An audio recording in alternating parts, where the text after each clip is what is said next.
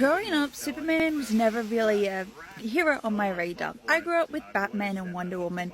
Those are my DC characters, which meant Christopher Reeve was never on my radar either. It wasn't until Batman vs Superman came out in 2016 that I went, you know what, I gotta go back and see what the hype is with this character. And I did, and I really had the chance to see Christopher Reeve, well, be the character that we know him as today. I also know that he has a long friendship history with Robin Williams, and the two of them were the best of friends up until Reeve's death. I also know Christopher Reeve mostly because he was used as a name reference countlessly in Eminem's songs, which meant seeing this documentary gave me a chance to actually know who Christopher Reeve is. I also know that his son is actually making an appearance in the latest Superman movie that is coming out, I believe, next year. So let me tell you my thoughts on Superman, the Christopher Reeve story. So I'll be completely honest, so as much as I said that I don't really know Christopher Reeve, which is true, I also don't really see documentaries at the cinema. I feel like for me, I know my capabilities of seeing a documentary in the cinema, and I'm actually surprised that I sat through this. Maybe it's because it was someone that I wanted to learn about and get to understand who this man really was. And I think it's really fascinating to show you that Christopher started off as essentially as a nobody. Superman was his first role, and then he just kind of went upwards until his tragedy. And I think it's interesting to see that he always painted himself as not a hero. He made it very clear that he's Christopher Reeve, and then that there is Superman and Clark Kent. There is two different personalities right there. He's not the comic book hero. He's just a human being. But we still know him as Superman because, you know, he was the Superman. He was the man that helped create this comic book character to screen. He was one of those major people. And then when he had his tragedy, watching this movie show the personal aspects. I mean, when his tragedy happened, I was a toddler. His name was not even on a radar for me. You know, his tragedy was something that young me didn't understand because the news was not my interest. Barbie dolls were, and other toys were, not someone who had a horse accident.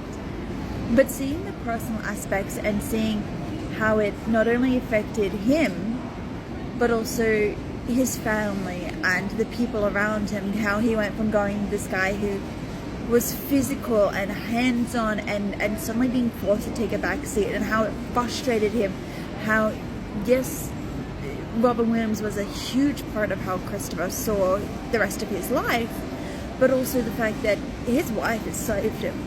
His wife saying, you know, I love you and I will stay by your side, saved him. Seeing how he had to redo his programming, so to speak, on how he viewed his children. Before his accident, he saw his children as someone that he could, like, not necessarily compete with, but like be able to be hands-on with. And then suddenly be like, no, I have to sit back, I have to watch them, I have to be the observer, I can't give them a cuddle, I can't tuck them into bed. And seeing how heartbreaking that was for all of them, and learning so much about this man.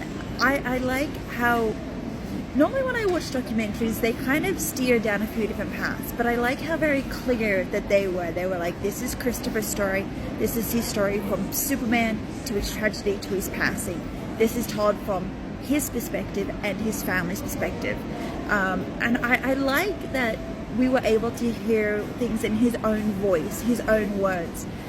I'm assuming that he kept a diary. I mean, we saw a lot of home videos, so maybe he did a video diary, and they allowed his voiceover to be on top.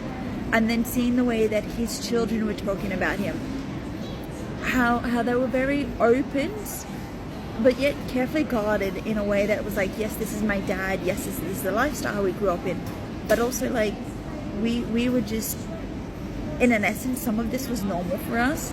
I like how I think if Christopher Reeve was still alive today, he would be incredibly proud of his kids. He would be seeing them in a way that I think he would actually be like, yes, this is what I wanted for my kids, for my legacy, for this and that. I don't know, I learned a lot I learned the ability that, you know, and I guess I'm looking at it the same way that he looks at it, where as an able-bodied person, we never put ourselves in a position of being disabled. We see our life, the fact that we get the luxury to walk and stand and to touch and to do this, until something tragic happens and we're like having to re-look at life and understand the perspective it has. And I like how it showed that perspective, how it showed that, you know, he saw it as like a horrible thing before switching his mindset. And I think anybody who's gone from being able-bodied to suddenly not able-bodied would be able to see that similar mindset. And then seeing the uproar that the disabled community had when they created ads where he could walk, and seeing his counterbalance to it all. I found this very quite insightful and eye-opening, and I liked how honest and insightful. I'm pretty sure I'm saying the same things. For me, it was like an educational thing. For me, I was able to see somebody who just wanted to show the world what he was capable of within his capabilities, within his limitations, within showing the world that, yeah, he's Superman, yeah, we know this guy is Clark Kent and the guy that dons the tights, but he's so much more than that. And I like that this documentary gave us a chance to see that.